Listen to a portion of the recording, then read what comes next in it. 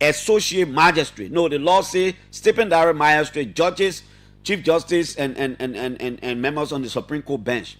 So the chief justice was not wrong to recommend his son in that context, as far as that job is concerned, because the guy was promoted, the guy was appointed as an associate magistrate. But the chief justice was wrong in the context of the code of conduct, because that nepotism. He is the chief justice. He's the head of the judiciary. He should not have recommended his son for appointment in the judiciary, especially as an associate magistrate. The guy is a Liberian. He's of age. That's true. But the code of conduct speaks against that. And like I said, the chief justice personally attacked the woman. That was not fair to her. He went too personal. She did not issue a personal statement against the chief justice. It was the trial judges. I thought the chief justice would have addressed that thing in a more different way as the leader of the judiciary, instead of going to Lofa and attacking her. Even though he did not go there for that, he went to have a meeting with the judicial workers. But the attack on our woman, you could see her face when the chief justice started saying, "You too, your husband, your parent-in-law." I mean, her whole face changed. You know. Let's take some calls. 8:15 we'll have here. We're supposed to talk to our the guy from Soup from Lofa, but I think we'll do it tomorrow because of the time. You know, we had issue with the current, and then and the other technical issue that came about. So let's go on 0777 700-9950 555-995-995 to get us on. Thank God our guys are already on top of the thing. There was a small situation where something was burning in the transformer area, and the guys were quickly able to arrest it. Thank God to the guys. Other than that, it would have been different. 0777 700-995 555-995-995. Our number is on WhatsApp. You can call us and participate. This is the OK Morning Rush right here. Good morning. Good morning, Clarence. Good morning. And let me appreciate you for the conversation, Clarence. My name is Mark Doko, and I call you from the office of the Intellectual Alliance at Electric Branch Freeway. Well, Clarence, let me appreciate you once more for the conversation. My attention has basically been drawn to the Chief Justice statement and the humiliation he carried on to that female lawyer or magistrate, if you may. I think, like what you said, if there's no provision on our Constitution that prohibits the fact that he, as a Chief Justice, can appoint his child, can recommend his child, that is. But the code of conduct that you read, the same thing happened here in the United Party regime during Manaseli's term. She appointed her son at Nokai. Nokai went bankrupt and she claimed responsibility. Nothing today we did to Raul Seri. He passing free around. Now it's the Chief Justice. So the code of conduct, in fact, the recommendation from him to the president, I think the president should have vetoed that recommendation and advised, look, we have a code of conduct, so we can send your son different area and not in the same judiciary. But remember, his son was not the only person now. A lot of people are recommended. So sometimes it's difficult for you to just say that it meant son here. You know, sometimes things can slip out of people's sight. Yeah, but Clarence, the last name, Bese. So as soon as the president sees Bese, he was to call this man for questioning. I'm seeing this Bese. Is it your son? Is it your relative? We know. And then why he's saying that this female lawyer, husband or brother-in-law, was appointed by the president. Yeah, they are in different branches of government. The appointment is from the executive. The woman husband not in the judiciary. Exactly my point. So you see what I say, if care is not taken care, it will not be good, and you know, a lot of things will come up. Hello. Good morning, Clarence. Good morning. Let me say good morning to your many listeners. My name is Father Bleed, and I call from the grounds of the movement for progressive change. Okay. PCA office. Clarence is a clear ground for impeachment, and those members of the lower house now should now take cue from this. It's clearly spelled out. You are clearly informed the people. You know, except the Chief Justice has a sinister motive in mostly in the judiciary. but his action is a clear ground for impeachment.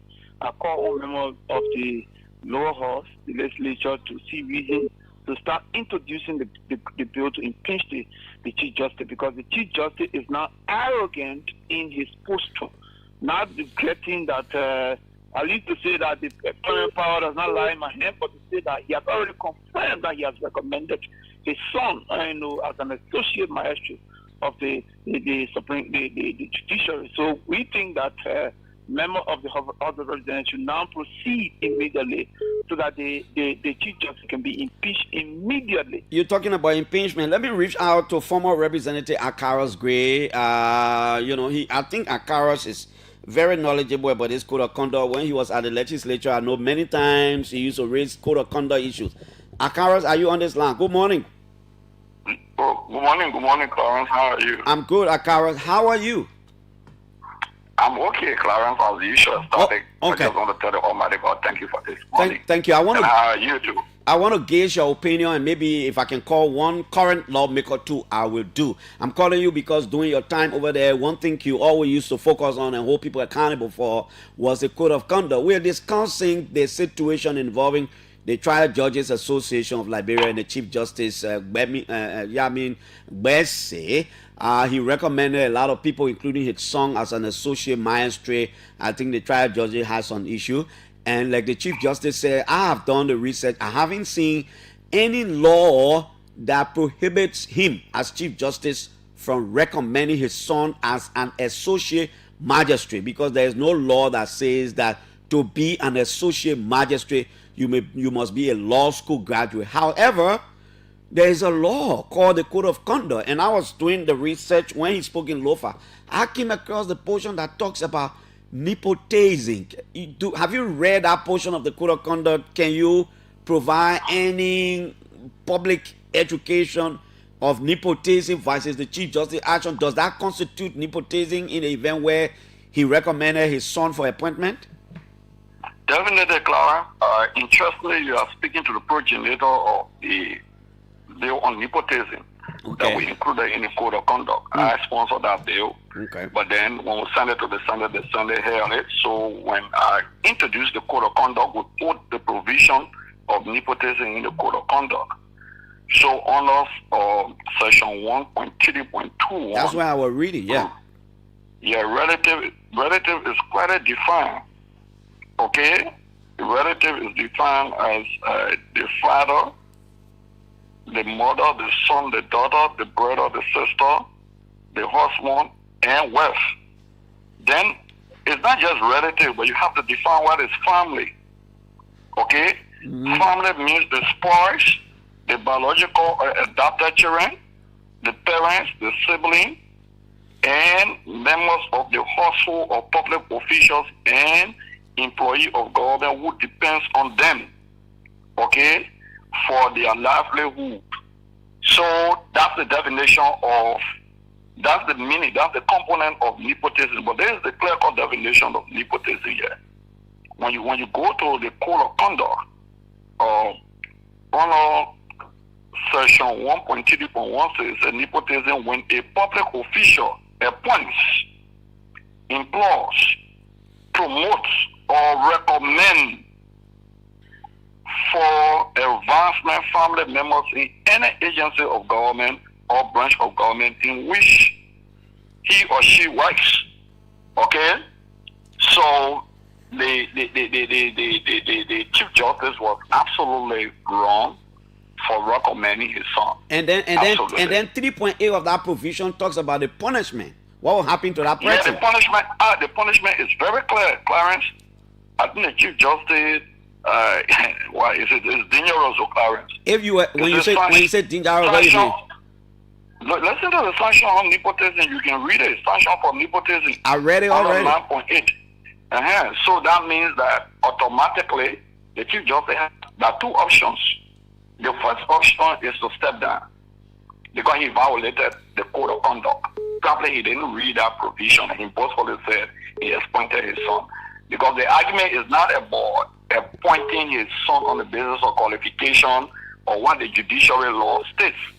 The issue is about the violation of another law, which is the code of conduct. Okay, great. So, and the way to happen is that two things can happen.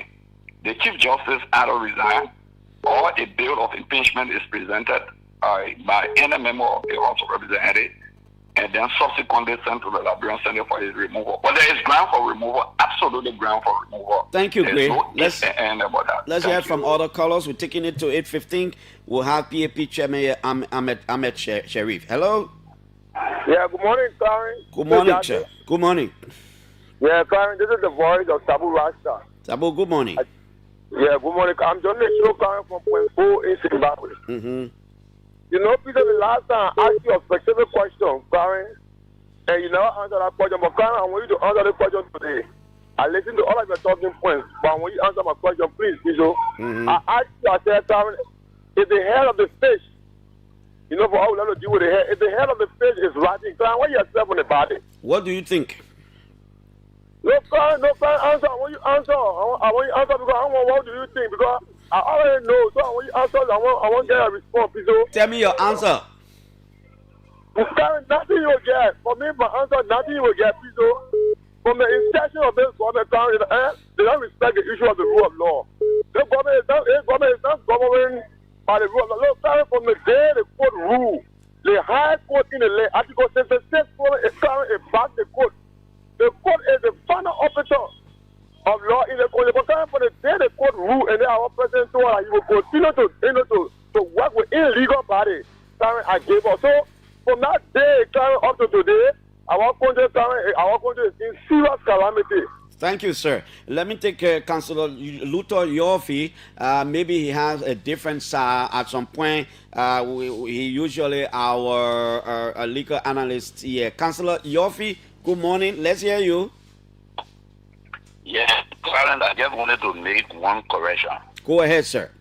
When you agree that no law in the country that prohibits one from appointing from with heredity to a position.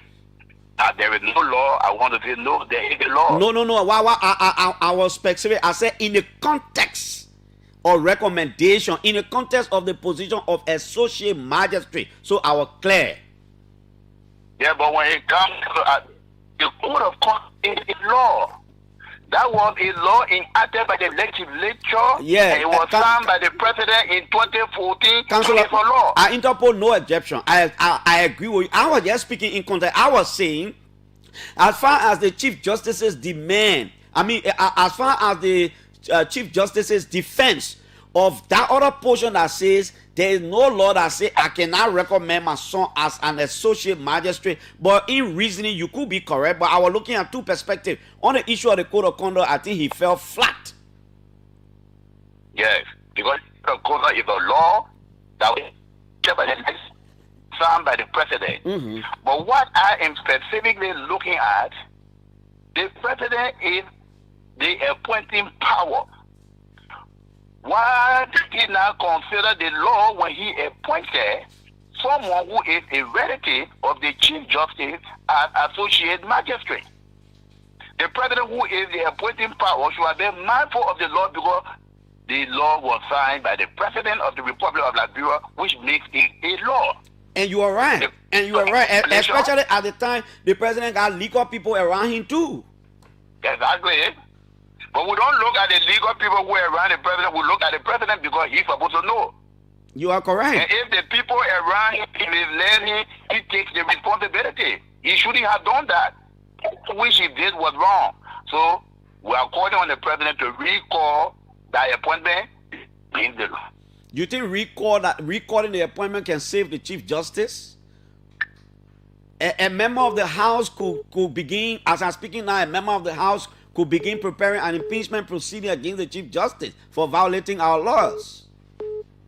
Councillor Yofi seems to be gone. Let's take our guest. Let's take the final call, saying it's a female caller. I've not heard a woman, so we'll take the female caller finally. Ahmed Sharif is here, funding chair. Ahmed Salif is here, funding chair of the People's Action Party. My man, C. Kaba, let's hear you, man. Thank you, Mr. Jackson. Hope you have a great night. Mm-hmm. Thank you. You know, it's just unfortunate that since Mr. Walker became president of Liberia, the legal sector has been brought to popular ridicule repeatedly. And I just want to thank your lawyer. For me, I don't have personal issue with people. When you do the right thing, I praise you. And he was very right. We blame the Chief Justice, but we blame President Weah. Let's say time President Walker. You know, imagine since the president became president, ranging from insulting Chief Justice by lawmakers, the illegal removal of the then speaker, the removal of people from tenure positions. So I don't think President Walker is going to correct this legal blunder because he supposed lawlessness. And it is unfortunate. It is so sad. We can play with every sector, Clarence, but not the legal sector, because this is the sector that protects everyone, regardless of where you come from. This is a sector where a poor man can carry a government official to and he gets justice. But when this sector is becoming this way, then it becomes serious calamity for our country. Okay, it's so sad that the Unity Party-led government continues to draw our country down to the mud. And Thank you. Is sad. Thank you. Tomorrow, I would like to gauge the view of Councillor Tewan Gongolo on this matter. Let me see what the legal luminary will say on this matter, judging from what we say and all of the facts. Okay, we are taking our guests now, my friends. We're not taking any more calls. Mr. Ahmed K, is this K? I think I'm correct. Mr. Ahmed, let me just read the middle letter or if I get a problem. Mr. Ahmed Salif is the organizing chairperson of the People's Action Party. He's our guest this morning. He will tell us about himself, and then we'll go into the PAP. And you know, it's even though it's still in the formative stage, because I'm not sure the Elections Commission has certified you, but I think you are canvassing now, looking for membership across the country. Mr. Sheriff, Salif, good morning. I'm sorry, that's Salif and Sheriff. I'm sorry. I'm sorry. It's all right. I'm sorry, It's Mr. Salif. Same people. Good Clarence. morning. Welcome. Good morning, Clarence. Okay. It's a pleasure to be here. It's a pleasure to be here interacting with the Liberian people, your listening audience, and those watching us via Facebook. It's really an honor to be here always to interact with our people and talk about our new political movement that we believe will introduce a different culture of politics, political party politics, hence governance in our country to transform Liberia, change the conditions of our people. That's why I'm here. That's why I've gotten into this business. Okay, Mr. Sheriff, just tell us a little bit about yourself before we go in to talk about anything. Talk to us about yourself. Thank you. I look forward to talking more about the PAP. Talking about myself, I'm first and foremost a Liberian who has been blessed to have acquired education and work in this country and in other countries. You know, trying to bring some of those ideas back home. I am a Western Liberia child. I always say that, and that's truly is not some rhetoric. It's by lived experience and family. I was born in Tottenburg, Bomi County, where I spent some of my formative years, and then spent time in Makoma, Grand Kipman County in the Gawla district with my maternal grandmother, the late Makona Kadi. So the Kadis there in Kipmount, my maternal uncles and the Nyains, if you're familiar with that name. Yeah, the Yanks. Yeah, but out in ancestral county and home, really on my father's side, is from Bapulu County. So my great-grandfather, a man named Philippian Sirleaf, established a town called Medina near Bopulu. So we, the Sirleafs, we straddled from Bapulu and Bomi in the Swamaka district. We have other traditional ancestral homes where I spent some time as well, Swamaka, Boji, and so forth, and Bilema here. We have a town actually on Bushaw Island, is our Morovia homestead. It's called Bilema Town. So that's sort of the background I come from. I moved home in 2011 and worked here for a USAID, the mission itself at the embassy for 5 years.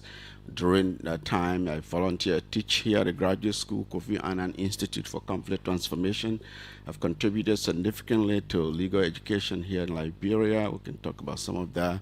And other sectors, just mentoring, contributing, bringing ideas I've acquired overseas and work experiences in other countries to Liberia. You don't want us to go to educational, all of that. Let's just stop there and It's talk about the okay. party. It's okay. Yeah. So how is everything? How is the U.S.? How is everything going? How's the U.S.? I mean, Liberia. I moved Yeah. here to talk about Liberia. Okay. I told you, the U.S. is okay. I told you I moved back home. Oh, you are back home now. I'm back home That's now. good to hear. That's good to hear. Yes. Now let's talk about the PAP now. What are you hearing from the National Elections Commission? Where are you now in the context of your certification and all these kinds of things? Because I know you are canvassing now, looking for partisans across the country. Where are we? You're now? a bit late, Clarence. Okay. We've done our canvassing. We've submitted all of our paperwork to the National Elections Commission. We've acquired a property in Congo Town, our headquarters.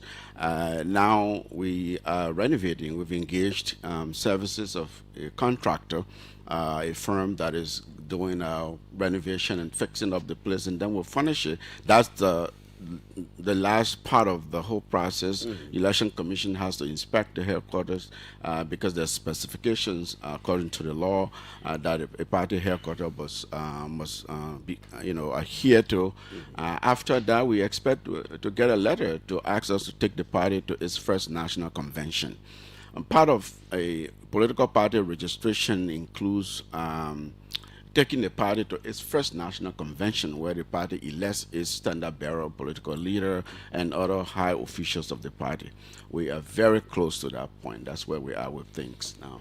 Okay. Yeah. Okay. At the same time, going around the country, introducing the party, talking to the Liberian people about our vision for Liberia, our political philosophy, the party's ideology, what we intend to do differently, so that we're not just adding to the number of political parties. People say proliferation of political parties in this country. That's not our interest.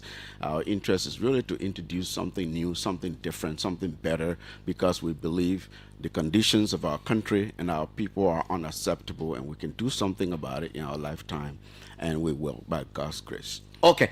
What's going to set you apart from, like you said, you're not going to be the regular proliferation of political party, but what's going to set you apart from other political parties? What can you tell us? I've been accused of a collective rebuke of all other political parties, and that's not my goal. My goal here is really to bring something that we don't see here. In Liberia, here, political party culture, correct me, you're a journalist, is based on my observation and work that I've done here, is typically based on an individual.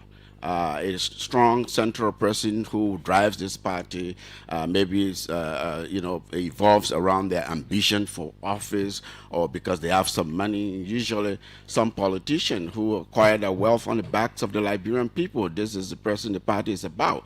That's individualism. We're introducing institutionalism.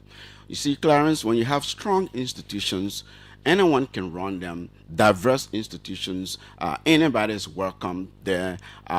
You have a thriving society, and what happens in political party politics happens in governance. In the governance space happens in government. So until we can change that, so our focus is to build an institution. The PAP, People's Action Party, is going to be an institution that anyone can drive. Anyone can be a chairperson. Anyone can be a standard bearer, political leader, whatnot. Because we're building an institution that eventually will introduce a culture where you have a government that focuses on strong institutions, not exclusive institutions. The scholars will talk about this. There's a book called Why Nations Failed. I think it's by Asamoglu and Robinson. They talk about, it's not because of geography. It's not because of the people who are lazy and all of that. It's really what kind of institutions do you have?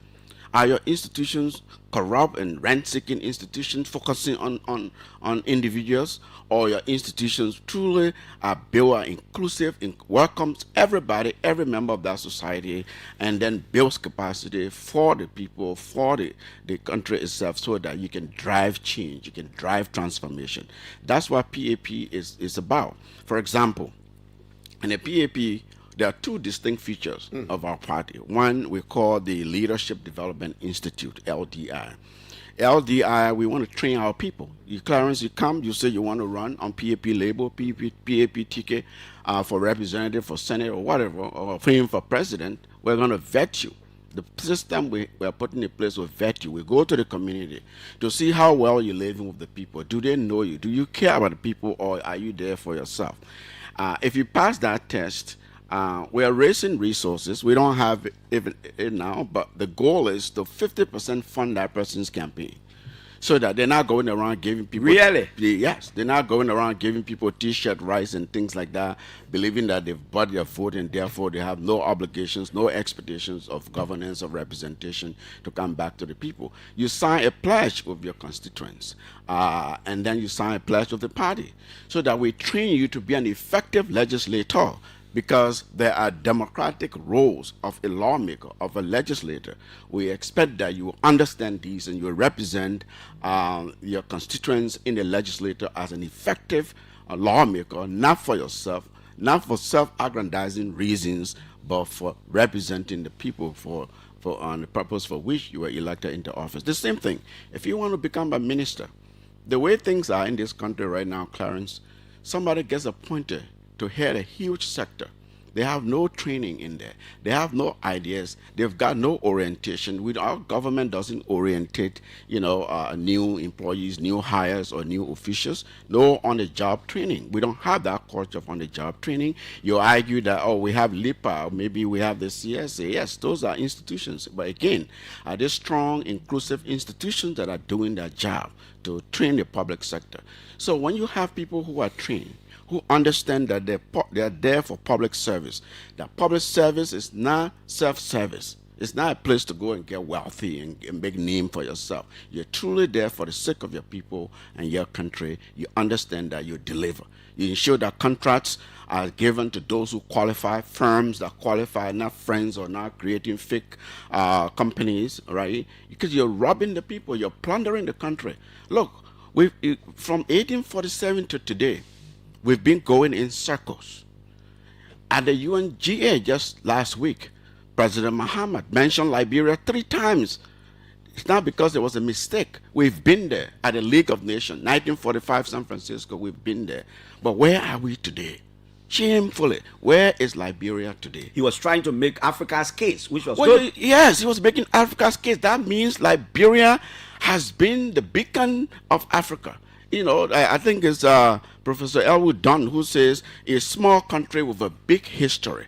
We have big, long history, but we have disappointed our history. We've disappointed the country. Mr. Salif, what's the reception from Liberians across the country about becoming members of the PAP? And did I hear you say the party will fund campaign for your candidates? Where are you going to get that kind of money from?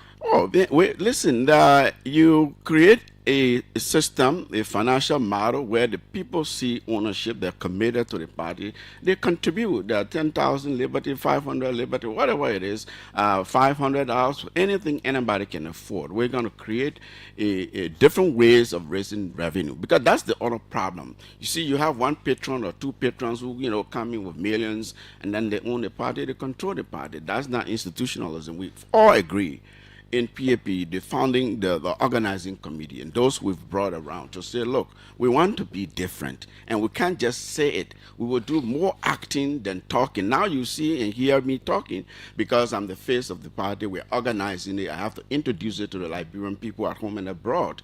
But when the party is certificated and we're duly a registered political party in this country, it's going to be a year-round party that is active around the country, working with the people, not an electoral vehicle waiting for 2029. This is not a 2029 project or any electoral project. This is an institution that we're building that engages in constructive, positive opposition politics. That means we're partners in solution. If this government is doing well in an area, we applaud them. If they make mistakes, we see gaps, we point it out. Not only that, we suggest alternative solution that's consistent with the PAP's vision for transformation, the transformation of Liberia. Now, these are the kinds of things that we're bringing. Senator Sir Joseph, who is supposedly publicly until otherwise order, known as the founding political leader, let me put it this way, was on my show the other day, and this is where a lot of callers took exception to an assertion he made that the PAP is going to be new in terms of the way it's going to politic. He says, for example, the PAP will move out, explore opportunities, partner with the government to develop the country if possible, get projects, get it to the government. And a lot of people say, but wait a minute, then the PAP is not going to be an opposition political party. An opposition political party is supposed to be a government in waiting. If you are supposed to be a government in waiting, but you're going up there, exploring opportunities for a sitting government, then what's the need? Why can't you just partner with the Unity Party and its alliance? It's not a partnering party. It is the people who think they are making a mistake. They should watch and see. Senator Sir Joseph is a sitting senator. He speaks for himself. He has an office. They're very competent, able people, I believe. The senator is a politician. He will say what he will say. He will speak. There's no denying he's an affiliate of PAP. He's an enthusiast of the PAP. We admit that, and it's true. I mean, his vision for Liberia, things we see him do, the way he is with the people, some of those things are consistent with the vision of the People's Action Party, and that's why you see this strong alliance between the senator and the PAP. There's no denying that. However, while PAP is not a 2029 project or an electoral vehicle, a party will not sit idly by during any electoral cycle. You can take that to the bank, and you ensure that it's nothing.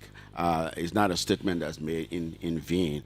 Okay, so I think I followed that conversation with the senator that day. Some of the conversations we've had in our party, we say we are partners in solutions, right? That we are bringing different kind of opposition politics, positive, constructive, because our focus is the Liberian people. The conditions of our people are unacceptable, Clarence. We don't have to be sending our young children to Rwanda to university, or our people going to Ghana for medical care, India for medical care. Sometimes, unfortunately, they die there.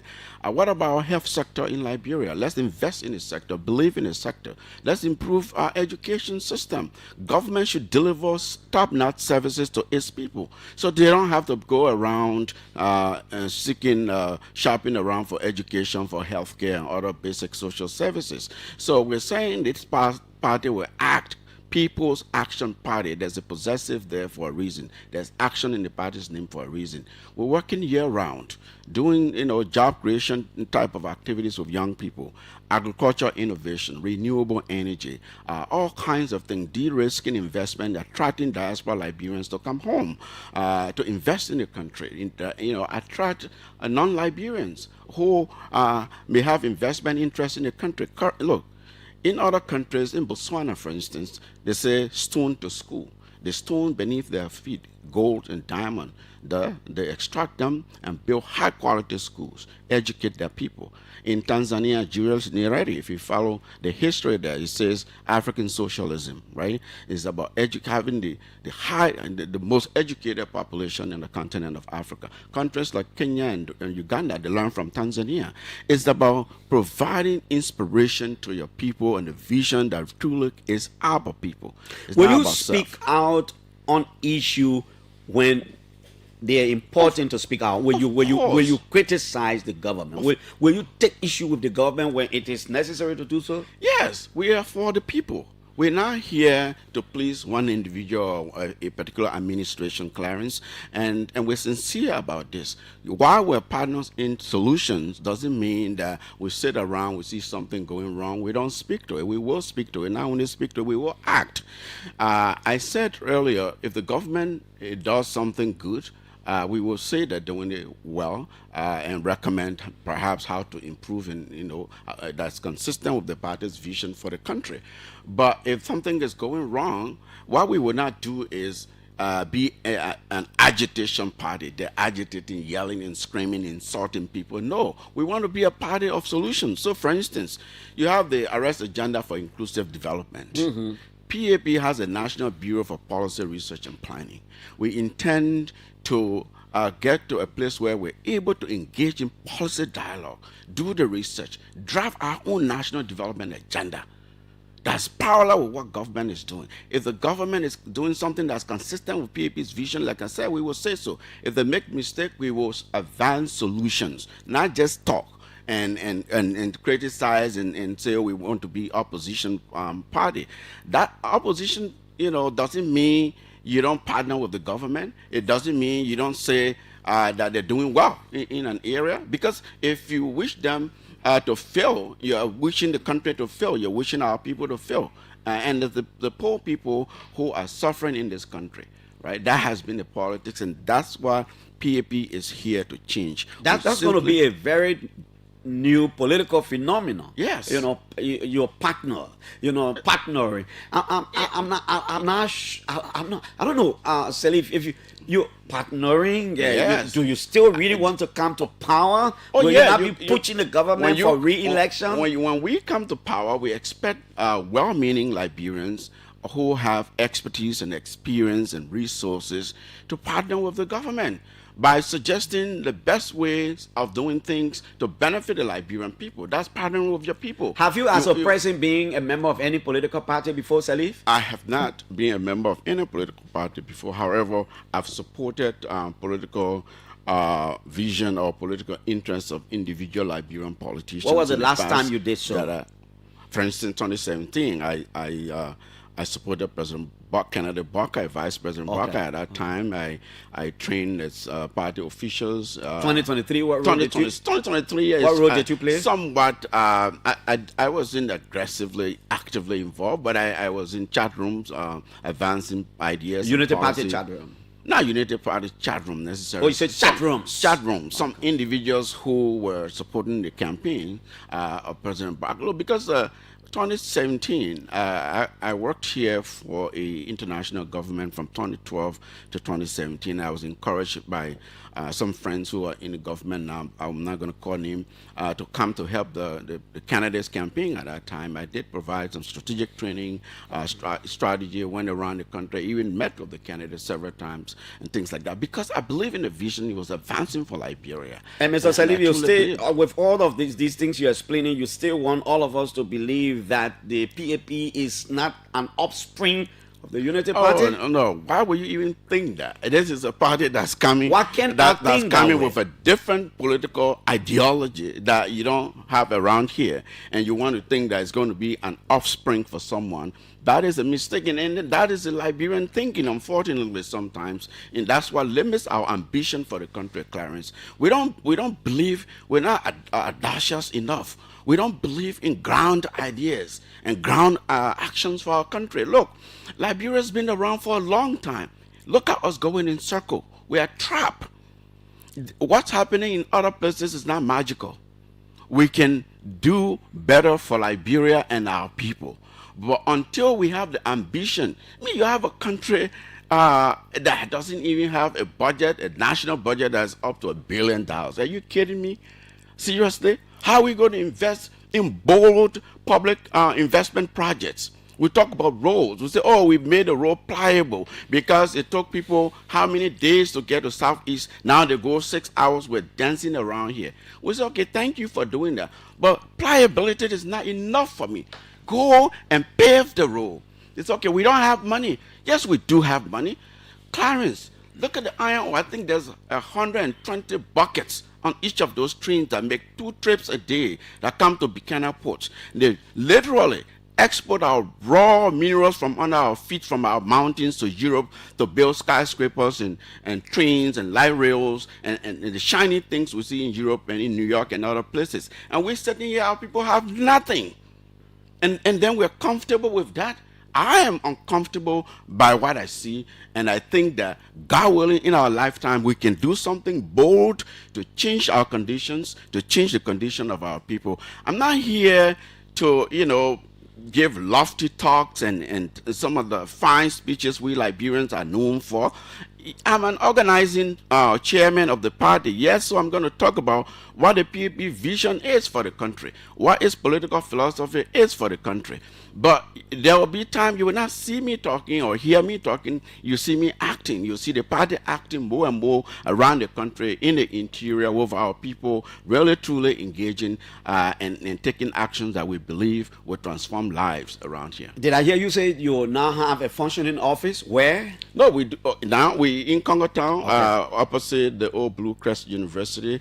We acquire a property there. We are renovating it and have invited a commission to come and inspect. Very soon, we hope they can come and wrap that up and invite us to take the party to its first national convention. And then we'll be done with the registration business and get to work. First national convention. When do you hope to have that? And where? We don't know yet. It would depend upon, when the commission invites us to take the party to convention. Our estimation is that will happen before the end of the year. Yeah. I'm talking to Mr. Ahmed Salif. He's the founding chairperson of the People's Action Party. Documentations are still before the National Elections Commission. He says it's all worked well. We may likely have our first convention, maybe to elect our different leaders before the end of the year. Mr. Salif, for the sake of the public good, with your exception, who are the other officials who are founding members of the party? Vice Chair, Secretary General, and those people? I mean, now look, we're bringing new faces, not just for the sake of new faces, but we're truly, we in our party, we talk about planting and growing people. So we're looking for people who typically don't consider themselves politicians, or they're not into politics, maybe young professionals or technocrats, because we're structuring the party intentionally, Clarence. I talked about the LDI, Leadership Development Institute, where we truly will be training people. National Bureau for Research Policy and Planning is a think tank of the party that will collaborate with universities, academic institutions, and scholars at home and abroad and regionally.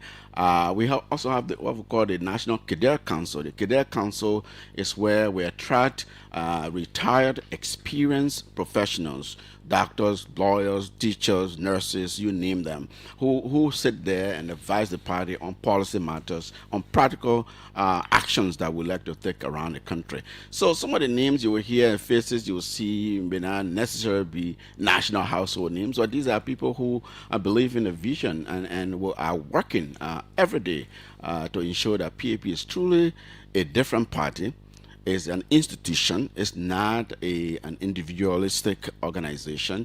I would say that our ideology is social democratic, pragmatic, action-oriented party. I know that's big English, but social democratic means we truly want to focus on the people, the needs of the people. Every politician, every political party in Liberia have always said that. I knew you would it come is to that. about the people. I knew you would come to that. The people. Yes. The Liberia Unification Party came, they said the people. The Liberia Action Party or Jackson Fiado and all those schemes here, they said they were about the people. The difference. CDC said the people. Here's the difference. Charles Taylor was here with the NPP. What did he say? Above all else, The he people. said the people. Unity Party says the people. Because truly it should be about the people. In a constitution, most countries model their constitutions after U.S. constitutions, we the people, for a reason. The difference is you look at two things when someone is speaking to you about an institution, in this context a political party. Look for action, whether they truly, their words match what they do. Okay, look for that. And then look for integrity. A lot of times we lack that. We stand on a self-aggrandizing, we're contented with somebody gets some kind of ministerial position, a nice Jeep, and maybe they build a nice house for themselves. That's life. That's the height of their ambition, Clarence. Look, people will fight us. People have begun fighting us. There's no illusion there. We know that because human beings are comfortable with the status quo, the way things are around here, right? But we say we don't accept that. We can't accept looking at the dilapidated state of our capital city, for instance. Look at Monrovia. Look around you. right? We go around and taking photos and selfies in other people's shining cities, and we sit there. Some European diplomat has to come to tell us how dirty our city is, and we seem to be comfortable and complacent and okay with it. That is unacceptable. I mean, you see people go to hospital here and die there. A pregnant woman's going to give birth to a child. The family is worried. They're not even sure if she will come home or the child will come. Both lives will come home together. Why? Why should that be? We need to awaken our people and say to them, look, you ought to fight back, because the elite will fight anyone who's bringing true, pragmatic, practical reform. Things have worked for others in their context. Look, our party takes inspiration from the so-called Asian tiger, right? Mahathir Mohamad and others in Malaysia, or what it did to that country. In Singapore, what Lee Kuan Yew and others took a rural agricultural society in small islands, turned it to a high-income, high-tech society. You see, if you don't take a hold of your own development, you're going nowhere. We're sitting here with all these resources on our feet, in our mountains, on our coastline. We're waiting for the Chinese to come to do development for us. The Kuwaitis to come build our roads. You will do it the differently? Japanese, we will do it differently. What That's role, what we're what pledging. role have you ever played in the CDC? No, I have played no role in the CDC. I'm not a seditious. I don't know why you asked that. No, but I asked you about Unity Party. So why I can't ask you about all the right, other party? listen, okay. In all fairness, I have friends in the CDC. We're all Liberians. CDC was birthed in a large part in Brooklyn Park, Minnesota. Although there's that debate, people say it was in Liberia here, and I was around a lot of the guys who worked on that project, and then they had division later. What happened? 2018, for instance. When you say you were around, I was what are you talking about? in Minnesota, in the U.S. Did you form part of any of the meetings? No, because I didn't necessarily really buy into the vision the way it was, because at some point it became obvious where this was leading to. But I've not. The bottom line is, I'm not a sedition. I've not been a sedition. I'm not here to badmouth them or anything. The party is their party. They've done to it what they've done to it, and I have very good friends in the CDC. We remain to be friends today.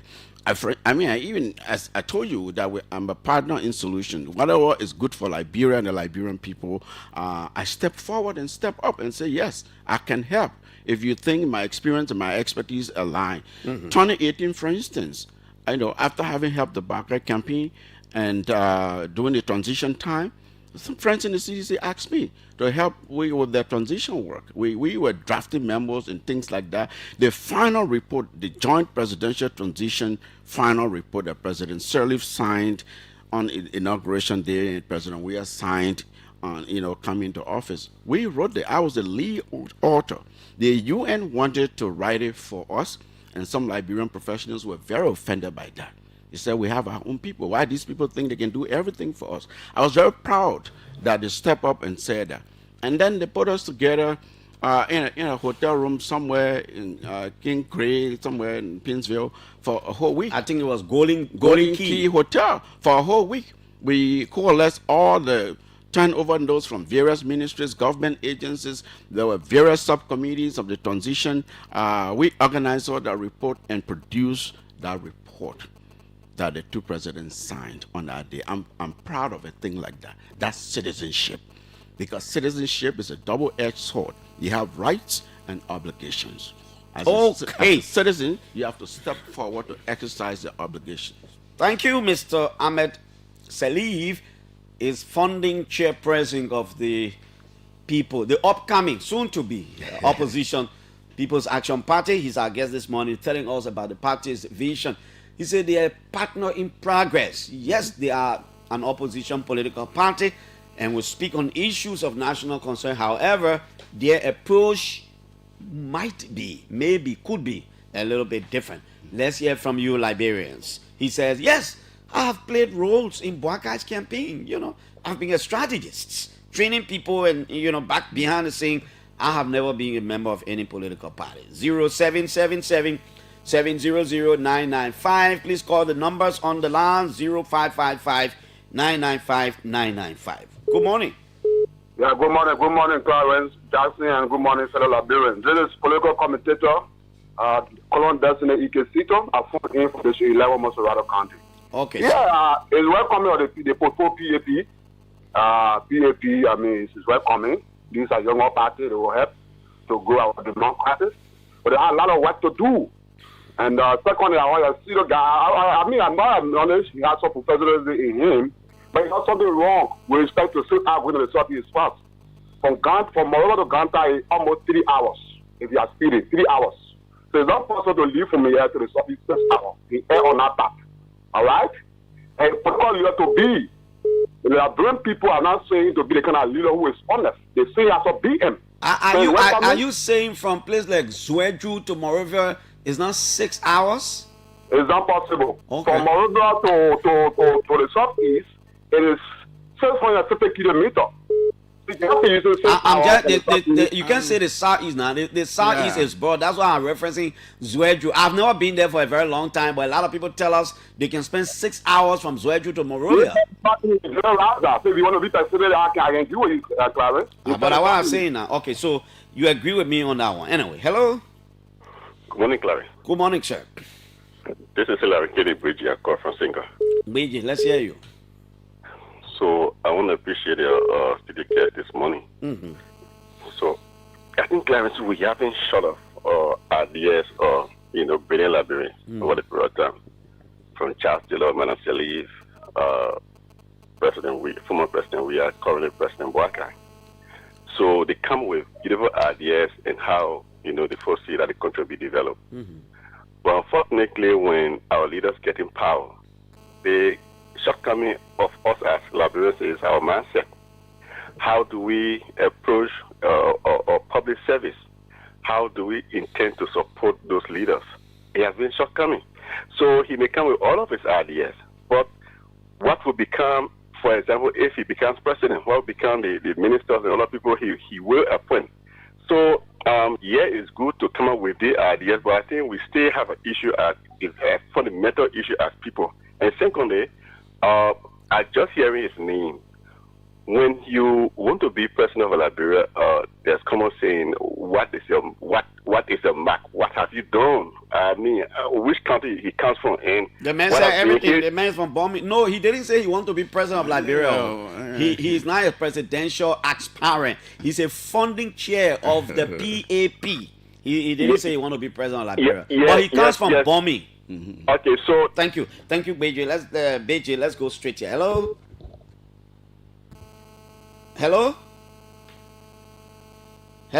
This call from Minnesota. Hello. Good morning, Mr. Jackson. Good morning. You are live.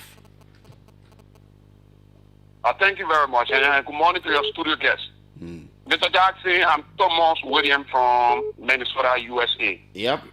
Mr. Jackson, we want to be very clear this morning. Why it is true that Liberia encourages multi-party system or democratic system that creates the enabling environment for competitive democratic governance, it should be made clear that Liberia is also heading for political democratic danger. If you see political party, why the Liberian people, let me come from the direction, why the Liberian people encourage this kind of multi-party system so that we can have alternatives?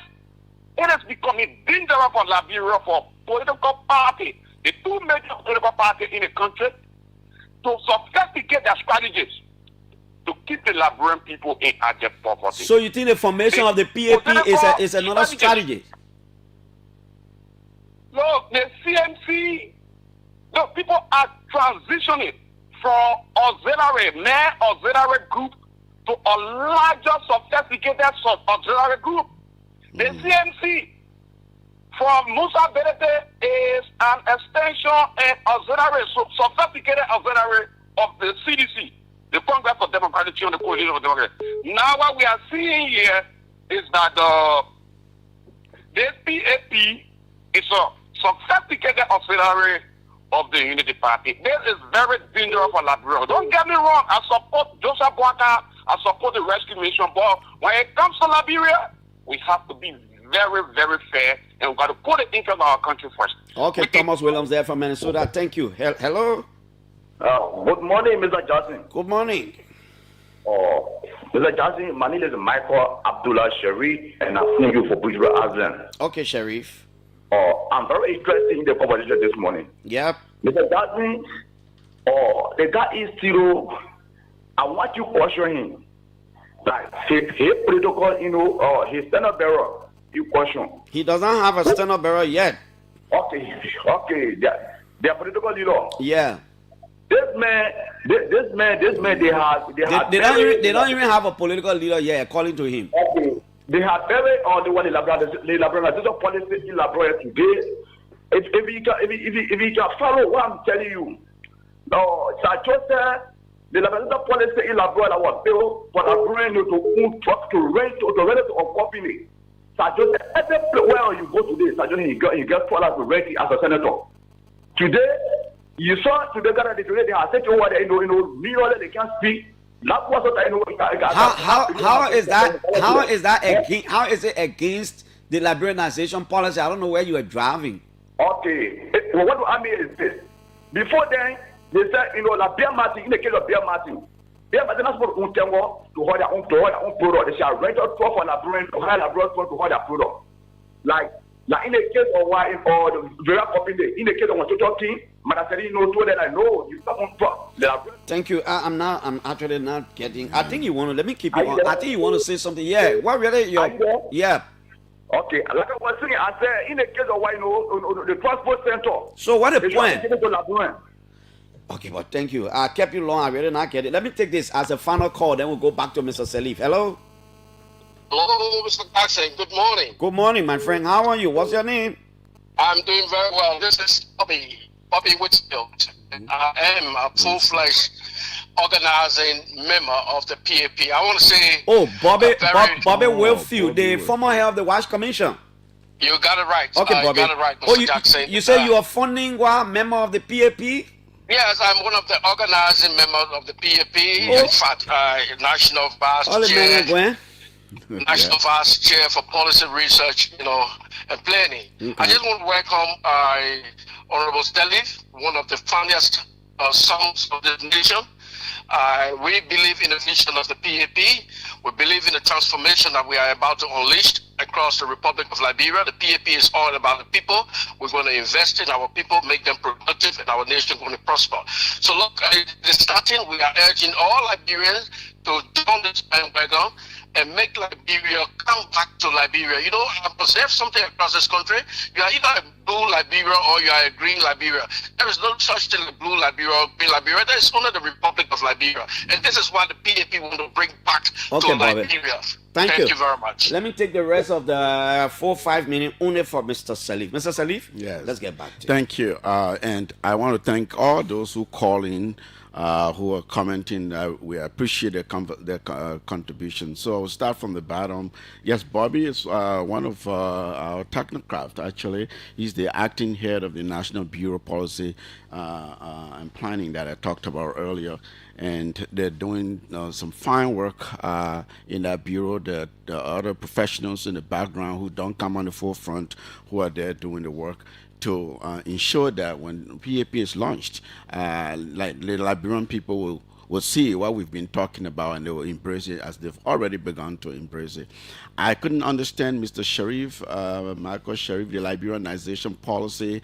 Our party is about the people. And truly, we say that we will be a year-round party that's acting with the people, for the people, and on behalf of the people. Our slogan, we say, together we build, together we prosper. And we truly mean that. This is not just some cliche. So anything for the Liberianization policy, as long as it's not one that that makes investors to be afraid of Liberia, because policy making is something that every political party should be engaged in, to really doing research in bringing policy solutions in the public space. And so PAP will be that kind of party, not a party that will just sit around until election time. Thomas from Minnesota, Listen, anyone who thinks that PAP is some kind of so-called sophisticated auxiliary, they're making a big mistake. They will get a shock of their lives, right? We invite him and others to join us and truly come inside the party and see what we're doing. If you think we're working to set up all of this for to be an auxiliary to someone, Clarence, there are some things I don't want to disclose here, but we have right now, as we work to get commissioned by the Election Commission, we have resources that are in country. We've sent people overseas. We're trying to cultivate partnership that to bring and introduce things that directly will benefit the people. We will be acting alongside the people. So this is a party that you will see acting off election cycle, now electoral time frame, that to say that we're positioning ourselves to be. I really don't know where this idea is coming from. Perhaps because I have friends in the Unity Party and CDC and the government, but we're all Liberians and we know one another. It's not because you're in other parties means you are enemies. Now, PAP does not ascribe to that kind of thing. Hillary talks about Liberians come with lofty, brilliant ideas, and you also mentioned that this is true. This is a legitimate point, Clarence, because we're known for fine speeches, nice words, but we're small on action. Exactly. That's why the country is trapped. We're small on ambition. I mean, I'm sorry to say, our leaders, sometimes when they behave in front of us, you wonder where these people are coming from, where they've been. I mean, right? You have a country that has such potential, and you don't tap in the potential. You don't negotiate in such a way that the country benefits, the country is pulled out of poverty. And so I understand the skepticism. I understand the suspicion. That's why you will see us acting more than talking. I'm doing the talking now, because we're bringing the idea, we're bringing the organization to the people. If we don't talk, nobody will know about the PAP, no one will know what we stand for, what makes us stand apart, right? But in the end, I can guarantee you we'll do more acting, more work than talking. The final thing about the Ganta Southeast Road measurement, I'm not here to present myself as an engineering expert, or I know the exact distance from here to Grand Gita. No, that's not the point. The point was people are saying we've made the road pliable, and people take shorter distance to travel. We appreciate that, but we need more. We need to pave all these roads and arteries around our country, connect the country, and we can raise the fund to do that. PAP will do that kind of work. That's what I'm talking about. Mr. Ahmed Sharif Salif, I'd like to say thank you so much for coming today. How do you leave us? What do you want Liberians to hear finally? I say thank you for the opportunity. We've been doing our media tour, introducing the party, answering the Liberian people's questions. But it's not all about radio. I know radio is a very powerful tool that reaches our people throughout the length and breadth of the country. But we also have people out there in the counties. We're decentralizing this party. And we mean it. We're setting up county structures down to the district and community and household level. We invite our fellow Liberians to join us. We understand people are skeptical. People have heard speeches. They've heard fine words in the past, no action. Our people feel deflected and defeated almost based upon the way the public sector behaves here. We want to introduce public service truly for the sake of the Liberian people, not for self-aggrandizing reasons or self-benefit at all. This is the culture we're trying to introduce, institutionalism over individualism. And so we invite our fellow Liberians to join us. This is going to be a difficult task. I'm not here to say we have all the solutions. PAP is going to be the panacea, the perfect vehicle for solving all of Liberia's problem. But I'm here to say we have ideas that we've seen work. It worked in other contexts, in other countries. We want to bring home and invite partners to join us in acting alongside with the Liberian people for Liberia and our people. Thank you, Mr. Ahmed Sharif Salif. Ahmed Salif is the founding chairperson of the People's Action Party. He was here as our guest. We look forward to more of these kinds of conversations when the Elections Commission certify the political party and it subsequently becomes a party with the holding of its national convention and all these things. Thanks to all of you who called.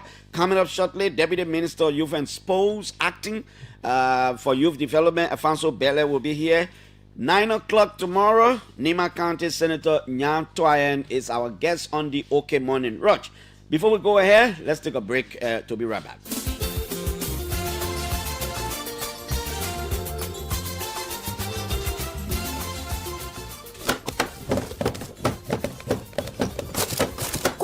I see you in a hurry. What are you up to? Klubo, I'm getting ready.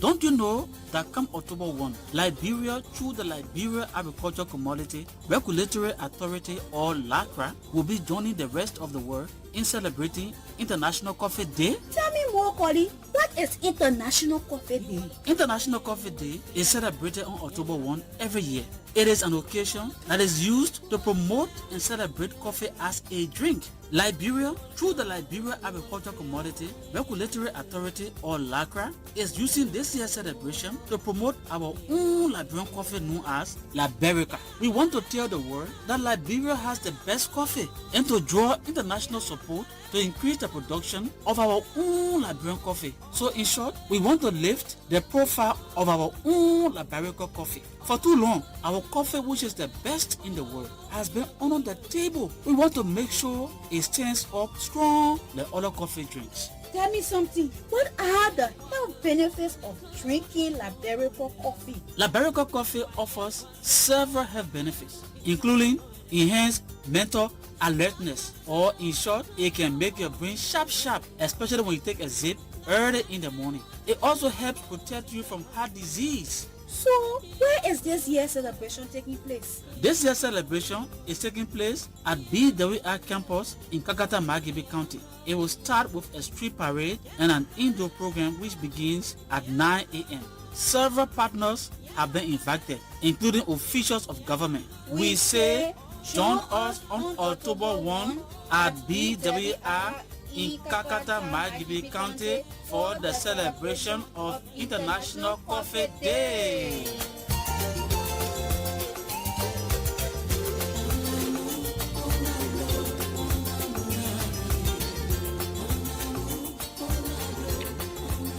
Okay, this is the OK Morning Rush here. That was a message from the Liberia Aquaculture Commodity Regulatory Authority, LACRA, where Dan Sai sits as the acting director general. This is the OK Morning Rush. We're still awaiting Alfonso Bele, the acting deputy minister for youth development at the Ministry of Youth and Sports. Let's take this break to be back. Right back here.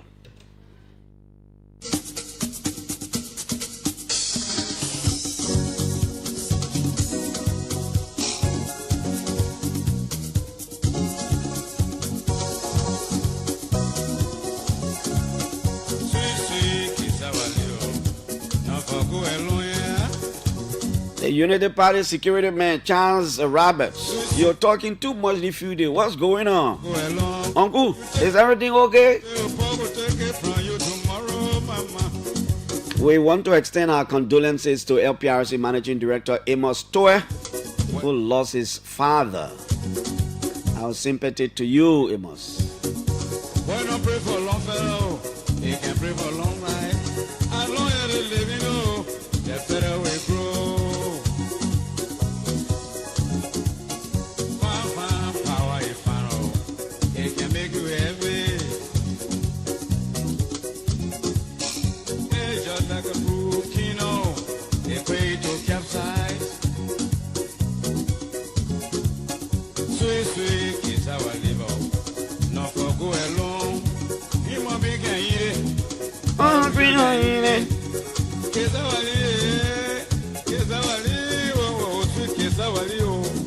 Not for go alone. You take it from Peter today, or Paul will take it from you tomorrow, Mama. You take it from me today, or Mother will take it from you tomorrow.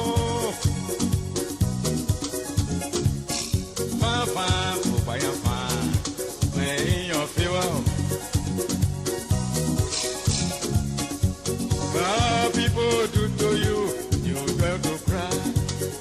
We thank God for the former president Weah and his family. At least it's broken silence. They were not on 9th Street. We are hearing different accounts. Police says it's been denied access.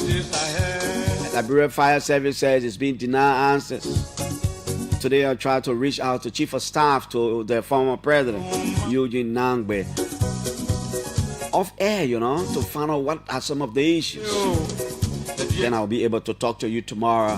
What is the police saying about the situation involving the allegation against suspended Deputy Minister Brian McGill? Any update?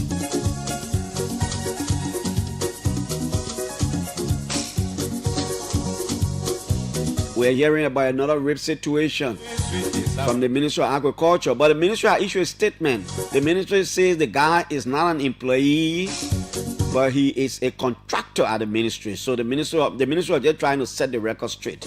He's not in the employ of the ministry. He's a contractor there. That's what the ministry says in a release.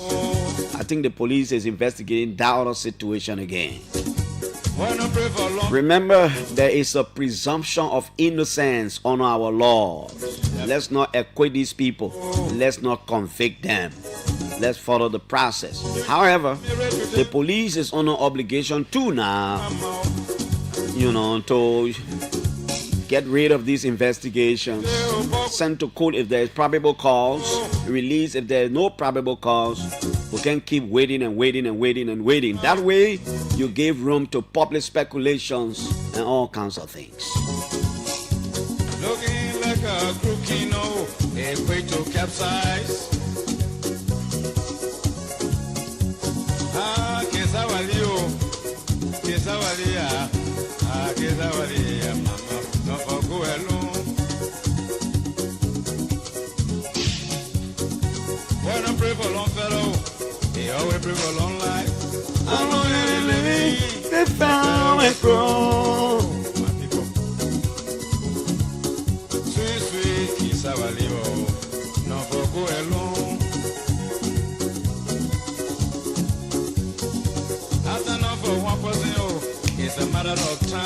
This is the OK Morning Rush. It's on 99.5. We're here to serve you.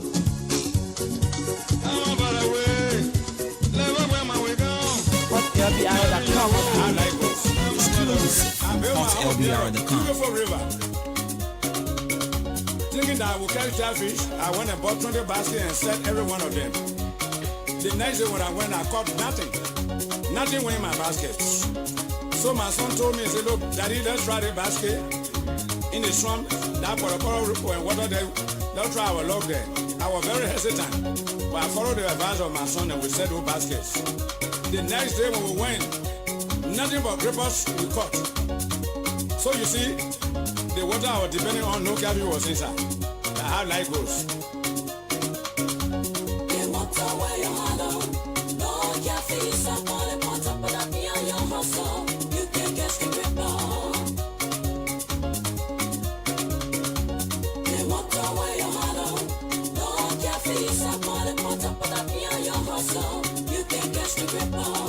The water why I don't know, no cafe oh.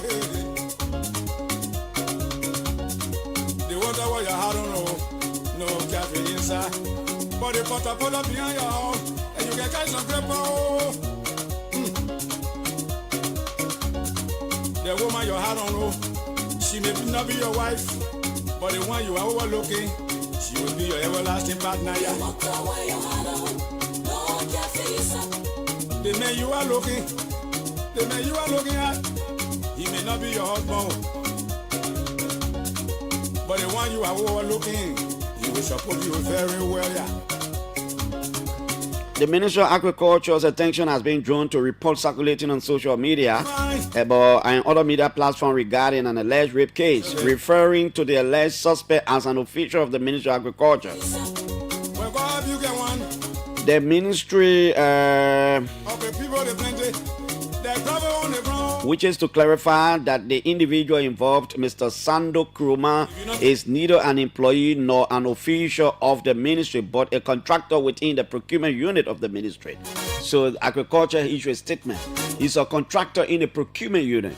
But remember, like I said, there is still a presumption of innocence on our laws.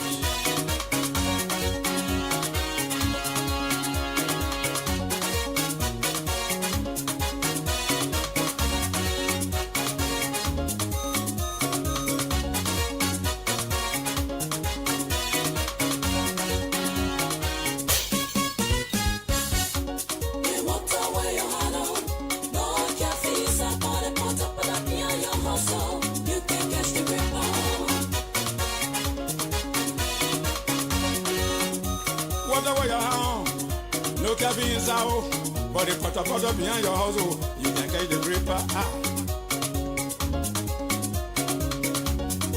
The whatever you're home, no cabins out. Pot behind your house, you will catch some grippers.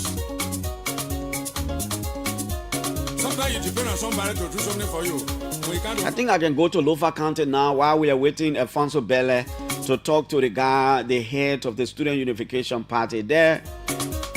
I keep getting this impression that the guys are up to something. Remember, there was an issue. The Bowl issued a statement.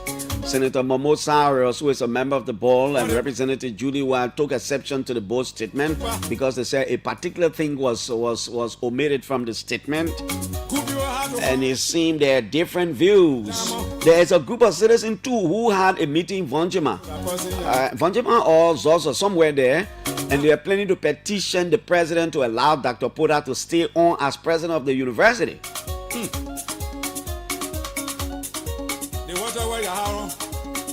I think it's a group of tribal people who say Dr. Poda is their son and that the president should not suspend him even though there is an audit report implicating him. So it seems there are multidimensional views and groups in the county on the whole issue.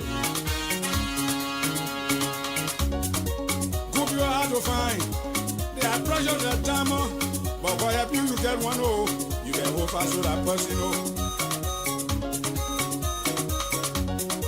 Bad people, they plenty. Like bravo on the ground.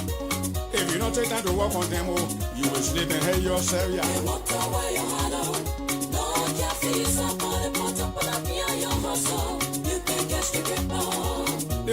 are, no cabins out.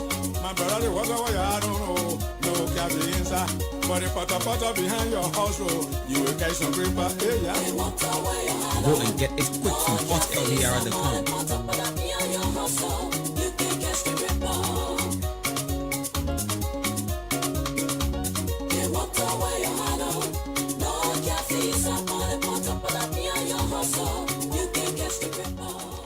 Oh, the potter that you had on, no catfish inside. But sometimes the water that you had on, no catfish inside. Sometimes the potter behind your house is where you get all the grippers. Is that true? Yes, sometimes right by the hall, maybe there's a little swamp nearby. Sometimes they get some BB gripper in there. Sometimes you go, when I was coming up, I used to love fishing. I would go fishing. I used to use sometimes when God help me, I go fishing. I get 3. I will use it to cook a whole soup. I used to like fishing. So sometimes the potter you have, the water you have on, no catfish inside, but the potter that behind your house. I'm trying to go to Lofa County to talk to Phyllis Nyako. I'm sure that is his name. He's the head of the Student Unification Party there. They had a meeting. They issued a statement. Wanted to hear from me about some of the issues. Yeah, I'm so passionate about these Liberian songs, right?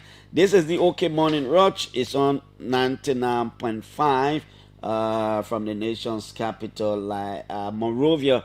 We are right here trying to get some of these songs at your doorsteps. Let's see how it works right here on 99.5. Okay, I think I have this guy on the line now. Let me see what I have in here. So we talked to him from, is he in Vonchema? Last evening, I was talking to our Lofa County correspondent, and he said different groups have been holding different meetings, some in favor of the suspension of Dr. Porter, but a group of people also say, no, he's our son. We're not going to encourage, we're not going to call the president to suspend him. Is this Theophilus? Good morning. Good morning, Mr. Clarence Jackson. Okay. Theophilus, good morning. What is the correct pronunciation of your last name? Nyoko. Nyoko. Okay. I'm told you are the head of the Student Unification Party in Vonjima, in Lofa. Am I correct? Yeah. Is the soup in Lofa, what, you are all students of the Lofa University? So the Student Unification Party in Lofa is a coalition of soup from various high schools and universities across Lofa. Oh, it's a coalition of, meaning it's a composition of different high schools and the university in Lofa. You came together and established a Student Unification Party there too. Yes, we have the institutions dominated by students of the Lofa County University. Now, at the moment, are you a student of the Lofa University? That's my question. Yes. You are a student of the Lofa University. Reading what there? I'm reading accounting and economics. Okay. Did my source tell me that you people had a meeting over the weekend or whatever, and you subsequently issue a press statement? What's contained in that statement? Okay, so thank you, Mr. Jackson. As I said earlier on, my name is Theophilus. There's been a call, and I want to say good morning to you and good morning to all the listeners across the country and even out of the country. And so we had a meeting and we convened the party concerning the inducted officials at the Lofa County University, a situation that came about after the LCC was invited by the university authority to come and do investigation on financial issues and other activities.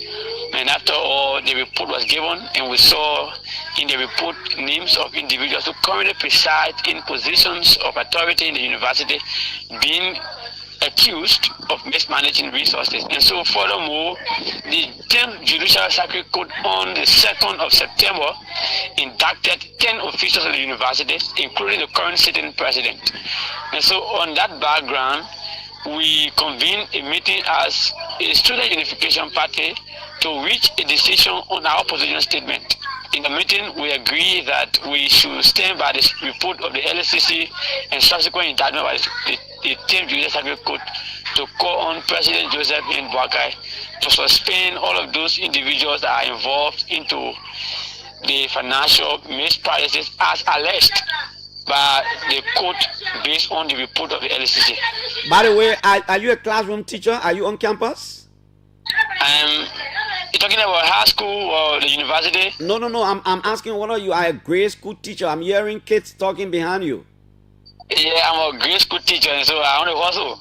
Yeah, so I'm just strategic because I keep hearing the kids and I say the guy could be a grade school teacher. No, nothing wrong with that. I was just concerned because I'm hearing the noise over there. Now, you've issued a statement. Did I hear that in that statement you did what? You gave the president an ultimatum?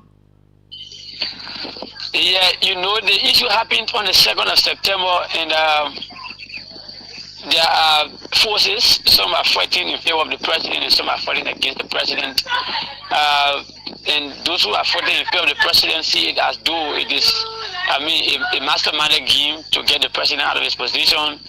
And so we are telling the president, because the president has set a precedent. The president came with a mantra of transparency and accountability to the presidency. And the president came and began to demonstrate that his leadership will be focused to maintaining accountability, transparency, and respect for rule of law. The president has suspended several other individuals in government, and because they were accused, so this has been another accused case, and the president has not spoken for the past 20 days plus. It was in the course of that when the Deputy Minister for Youth Development at the Ministry of Youth and Sport was suspended for being accused of rape. The president had the courage to suspend the Deputy Minister for Youth Development at the Ministry of Youth and Sport, whereas another individual was accused probably before that individual, we see it as a political gaming. And so we thought it was to call on the president to suspend all the inducted officials. Somebody will say you're targeting one person, no, all the inducted officials. Except that except that you didn't answer my question. What I'm hearing is that you gave the president what ultimatum? We gave the president ultimatum because the president should have acted before we could speak as we thought it, because he has been speaking on issues. And so this other issue has been treated differently, and so we give an ultimatum of 72 hours. That is 3 days to act to suspend the inducted officials. When is your 72 hours going to expire, and what do you do in the event the president doesn't listen to you, my friend? I'm not sure that the president will not listen. What I am convinced of is the president is someone who will listen to the request because the cause is a genuine call. It's not a call because we have political interest or vested interest. It's because we want to save the integrity, we want to defend, we want to protect, we want to support the government call for integrity, transparency. What do you do if he didn't listen to you? I'm not certain that the president will not listen, but if the president doesn't listen, we'll convene the party for another decision. We are a political party that operates based on unanimous decision. So if the president doesn't listen after the expiration of the 72 hours, we're going to sack the party militants and other staff of the party to another meeting to make sure that a decision is reached. And whatever decision that will be reached in that meeting, we're going to live by it. Now, what do you say to people who think you are politicizing this thing? The LSCC came out with a report. It is public. It is not a secret. Somebody say the LSCC report is not a conviction. Why don't you wait until the people go to court? They've been indicted already. Why are you politicizing this thing? So people feel we're politicizing this thing, but it is not being politicized. And these are the reasons why we call on the president to suspend the indicted officials. You know, the LSCC is a reputable body of government that was established by an act to making sure that they investigate in government institutions based on financial activities and other activities that involve the operation of institutions. And so the Lower Canada University invited the institution to come and do investigation. They made a report to the president, and subsequently they were inducted by the court. This president stands for accountability, transparency, and the respect of rule of law, which he has demonstrated over the time when he suspended Glasgow Emmett Dennis, when he suspended Restaurant Samuel Dennis, when he suspended, when he forced Without to resign for his position, when he suspended the deputy director at the NASCOP, when he suspended McGill Bryant. And so this is not a political thing. This is a support towards the president quest and the president fight against corruption. And there are many reasons why we're calling for this president to suspend these people. The reason is when these people are not suspended, it will prevent, or it has the proclivity to bring about a potential interference with the ongoing investigation.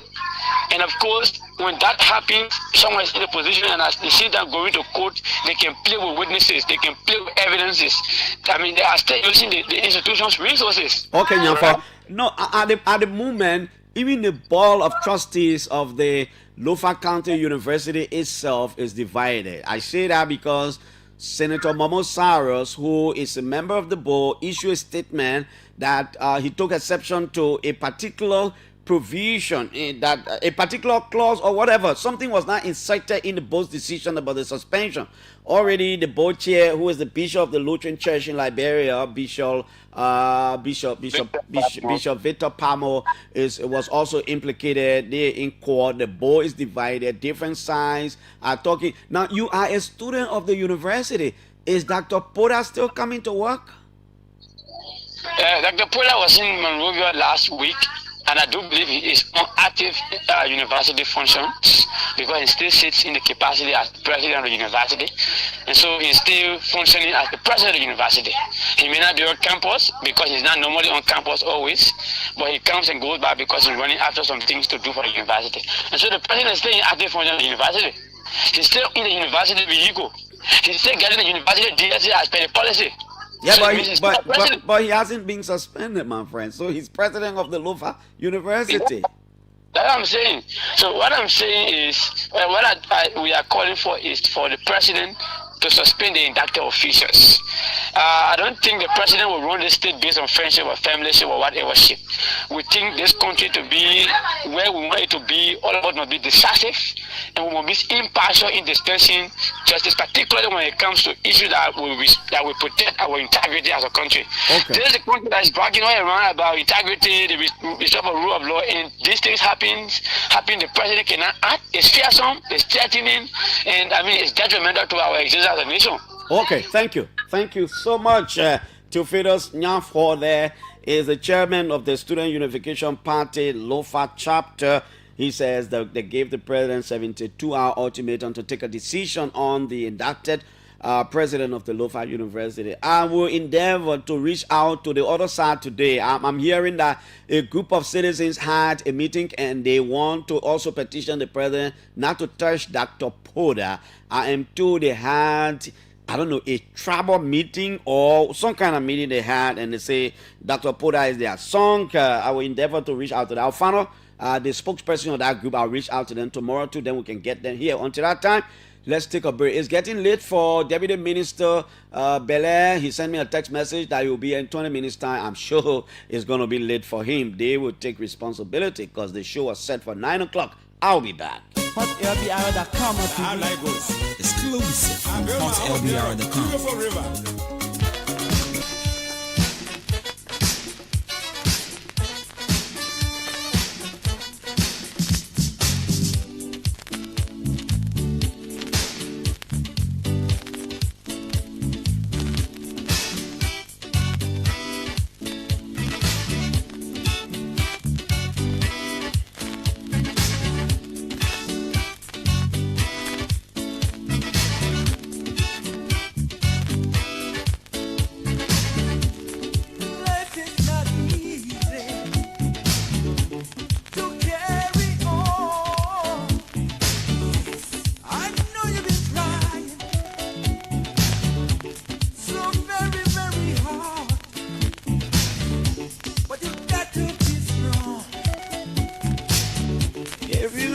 So far. You could be a rich man. You may be a poor man. We are just the same. One life, one blood. Sometimes it gets so hard for you. You even want to kill yourself. Don't give up, don't give up, don't give up. As long as there is life, there's got to be hope. Oh, oh. Keep on trying. One day, keep on trying. It's gonna be better. Keep on trying. I am getting a statement from the Liberia Electricity Corporation. The Liberia Electricity Corporation announces the commencement of a 12-week project to electrify the EWA-RA highway corridor with street lights. The initiative, which runs from September 29 and is expected to conclude with commissioning in the third week of December 2025, is intended to improve road safety for travelers and enhance the appearance of the corridor leading to the country's international airport. To ensure timely completion, 5 contracting companies have been assigned to specific lots across the corridor. Procurement of poles and materials for the project has already been finalized, and shipments are arriving in the country. Civil works are now on the way, with mobilization activities actively in progress. The LEC management emphasized that once completed ahead of the festive season, the project will restore vibrancy to the EWRI corridor, which serves as the gateway to Liberia's international airport. The lightning system will provide a safer and more visible road that's a roadway for travelers, particularly during night hours, benefiting both international travelers and commuters to other counties. Tomorrow we'll talk to Philip Farley. He's the head of corporate communication at LEC, to give us details about this statement. Yes, when it's good, let's talk about it too. LEC to begin putting street lights from EWA Junction, probably. to the Rabos International Airport. A lot of accidents on our road. People complain about darkness.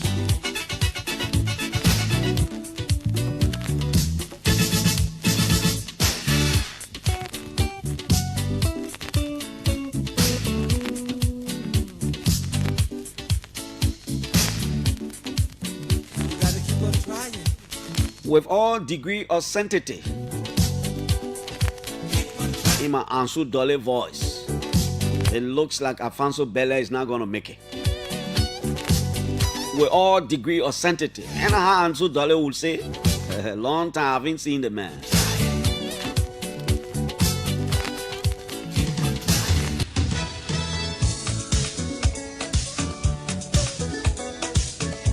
We hope to do 1-2 more calls. This is Barbara Gangati. Her stage name is Nima Burr. Call about do it.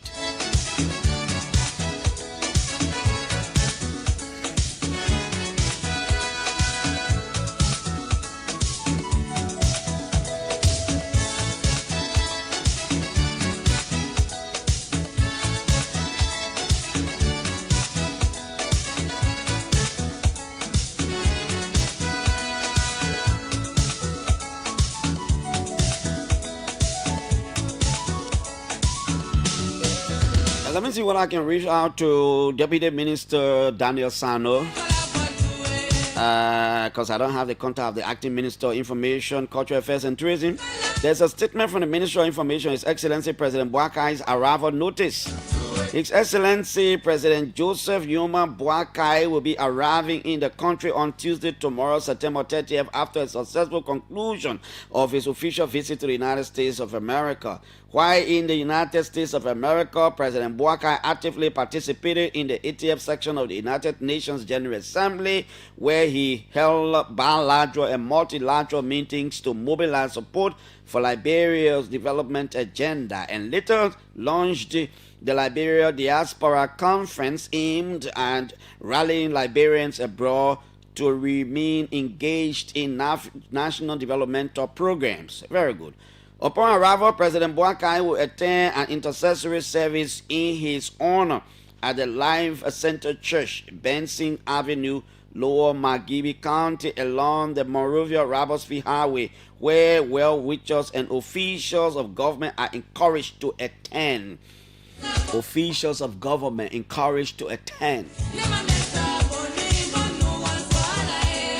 When the president coming in the morning or in the evening? If it is in the morning, look, those who to that airport, you coming with the president, you just attend the program. The other officials of government, you go to work. Eh? You go to work tomorrow, Tuesday. The other people are in Montreal, you come to work. The people who on our side, you go there, you go attend it. Eh? I will call Minister Daniel Sano very shortly to tell us how the program is going to be like.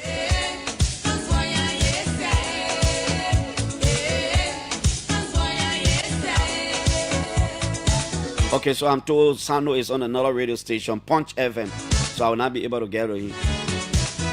But I'm not sure. No, all of you is supposed to leave from Montreal to go to in Magibi to attend our service. Oh. You got plenty of work to do. You come to work. People coming with the president. The other people on our side will just lead there attend. Eh? The whole government will not go to the service. Oh.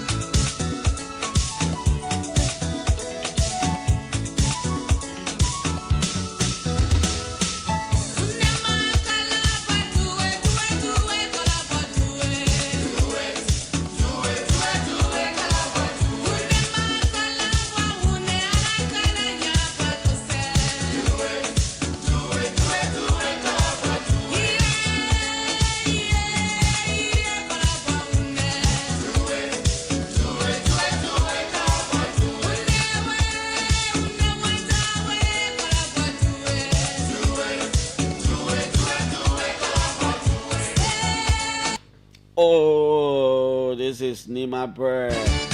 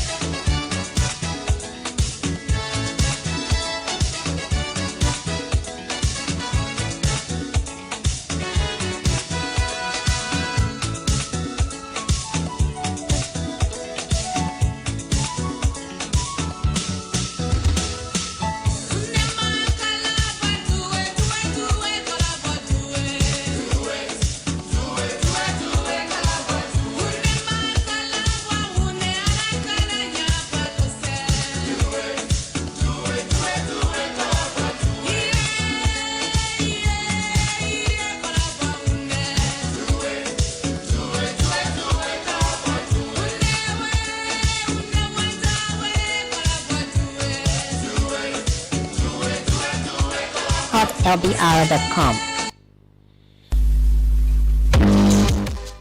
Okay, let's take this one. Something very old, something old. It is not clear that acting Deputy Minister Bele let us down. The ministry did not show up. The minister did not show up. Tomorrow, 9 o'clock, Nimba representative Nyantoyan is here as our guest.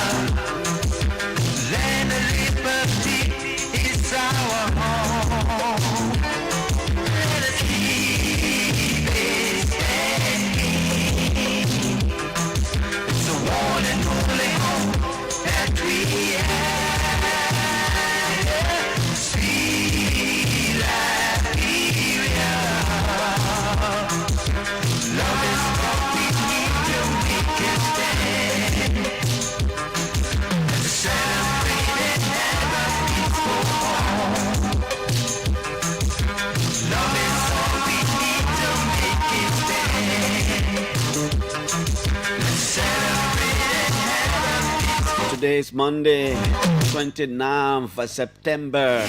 Tomorrow, we close the chapter of September, paving the way to usher in October on Wednesday. Good morning to you, Dr. Amos Mohammed Duksali, the father and founder of Blackology. And he would say Blackology is the study of black African people, their culture, their tradition, their norms. I'll get Dr. Salivier on the show sometimes, maybe next week. Let's talk a little bit about his blackological thinking. Like, oh my lord, he from Bagokoya's town in Bon County on the Nyamfala Salala Highway.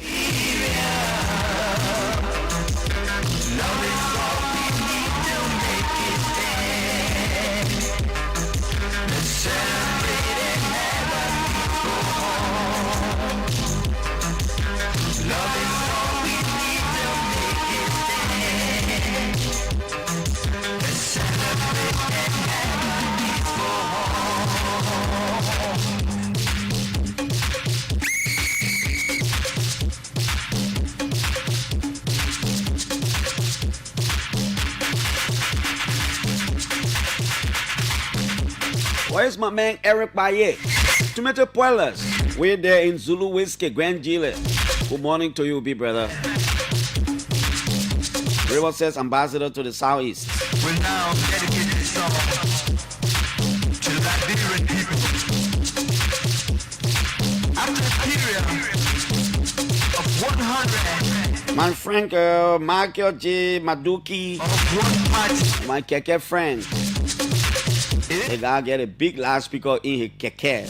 Only OKFN that guy can play. Michael J. Maduki, how are you, my friend?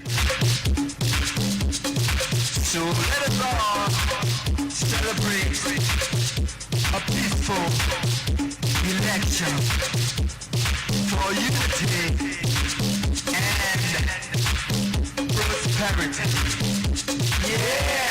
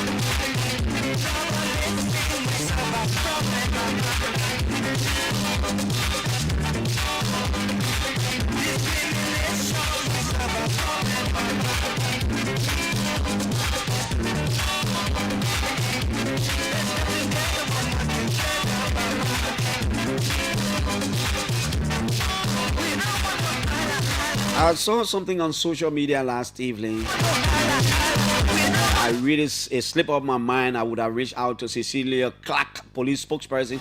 I'm told a police officer was allegedly killed by a taxi driver somewhere in the Douala area there.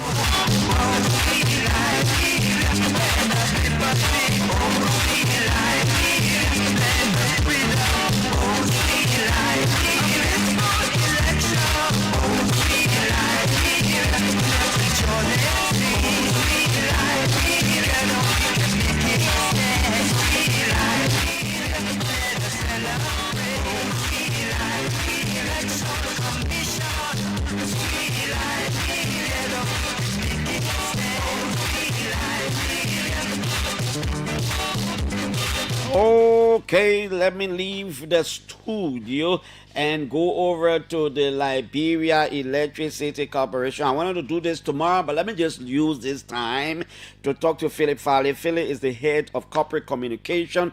Like you heard, I just read that statement. I want you to confirm as to whether it is actually from the LEC about placement of street lights on the corridor from ERWA to RRA and that the project is supposed to commence today. Philip, good morning.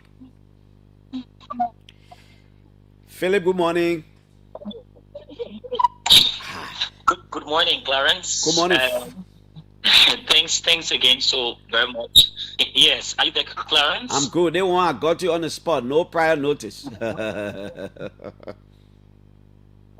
How are you, Philip? Can we do direct? Maybe I need to call you directly. Philip, just call me. You can call me directly. And let's have a conversation. It seems you're a little bit of distance away. I don't know where. I don't know. But let's you can call me directly. Let's have a conversation. I want to know firstly whether you can confirm whether that statement is from the Liberia Electricity Corporation. Then we can have a conversation. This is the OK Burning Rush right here on 99.5. More Liberian Sons.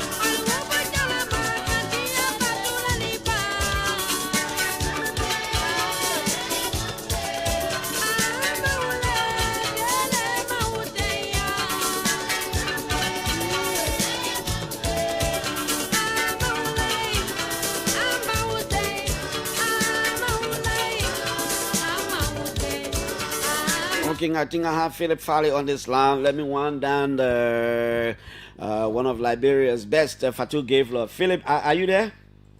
Yes, I'm here, Clarence. Okay, so I read a statement. I wanted to confirm as to whether it's actually from the Liberia Electricity Corporation concerning the placement or installation, if that's the real word, of street lights from ERWA to RRA corridor. Did you issue any statement of such? Yes, Clarence. So the management of the Liberia Electricity Corporation, under the stewardship of Honorable Mohammed M. Sharif and his team of deputies, we have realized that though the corridor, the road construction is still ongoing, but we believe that that is a corridor that serves Liberia's international airport. So looking at the cases, the trending cases of accidents, the Liberia Electricity Corporation thought it very necessary to implement a 12-week project to electrify that corridor from the ELWA to the Rabat International Airport. And it is not only to reduce the hassle of the trending accident cases, but it's part of our core mission to ensure that we electrify the country. So yes, the Liberia Electricity Corporation commencing today the installation of street lights along that corridor. Oh, that's exactly. So meaning 12 weeks project, meaning Christmas Day, we should see some lights over there. Yes, so by the close of the second to third week in December, that corridor will be commissioned, and you will now have a very, very electrified path. That corridor will be a state of art. We will give the international corridor to our airport that ambience as compared to other countries. So yes, before the festive season, that corridor will be electrified. Is it the regular, how to call it, solar light, or is going to be connected to the grid? Oh, no. So it's going to be connected to the national grid. It's going to be connected to the national grid. And as you have realized that we have increased performance when it comes to electricity supply. So we have already mobilized 5 contracting companies, and they will be given different lots across the corridor so that we can be able to meet the timeline and to ensure that by the festive season, that corridor is fully electrified. Philip, thank you so much. Anything else from LEC you want to let us know? Also, I'm just between the drive where I'm heading to Mankofe, so I'm not in a very good position to stay very long. But by tomorrow or day after, I can also make myself available to be able to stretch and have a more deeper conversation on our initiatives. Exactly. So before you go, the solar energy plan is still on course. Yes, so I can also confirm it's going to go hand in hand. And also before the festive season, Liberia again will also be benefiting from our 20 megawatt solar plant is going to come on live. So everything we are doing here, Clarence, under this new management, we are ensuring that we deliver adequate, affordable, and reliable, sustainable electricity for our people. So yes, by that period as well, the solar farm will also be commissioned. Okay, Philip, wish you well. Say hi to MD Mohammed Manuma Sharif and all of his deputies there. Thank you so much for always availing yourself to us. Thank you so much, and to the OKFM family for all the work you do. And from the family here at the Liberia Electricity Corporation, we just want to say hats up to the work you do, and a very pleasant good morning to your listeners. Okay, Philip Farley is the head of corporate communication at the Liberia Electricity Corporation. You know, when we see these things on Facebook, yes, sometimes you read them, but you reach out. So he's confirmed that, yes, beginning today, 5 contractors have been hired because they want to meet benchmark. It is a 12 weeks project reasonably. We're talking 3 months here, and he says before